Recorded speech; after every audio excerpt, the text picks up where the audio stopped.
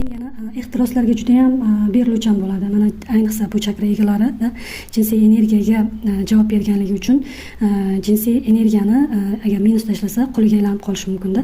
Keyin mana shu qo'liga aylanish hisobidan oilada xiyonatlarni ham bu narsa oilada xiyonatlarni ham keltirib chiqarishi mumkin. Xoh ayol bo'lsin, xoh erkak bo'lsin-da. Shunaqa. Agar bu minusda ishlanmasa.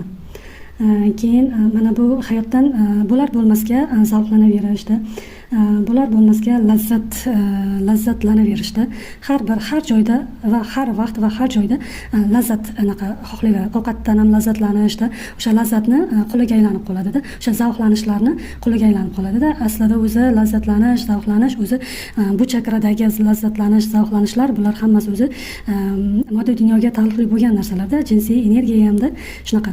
Agar bu narsa minusda ishlaydigan bo'lsa, inson faqat oilasini ham tashlab qo'yar ekan. Bu holatlarda oilasini ham tashlab qo'yadi, farzandlarini tug'ib tashlab, farzandlariga e'tiborsiz, mas'uliyatsizda shunaqa holatda bo'ladi. Uncha qaramaydi-da, javobgarligini olmaydi. Keyin yana boyaga aytgan, keyin ko'p ovqatlanishga moyil bo'lib qoladi. Ko'p ovqat yeydigan bo'lib qoladi agar bu minusda ishlasada. Keyin boya aytdim, boya jinsiy energiyaga qul bo'lib qoladi bu insonlar agar minusda ishlaydigan bo'lsa.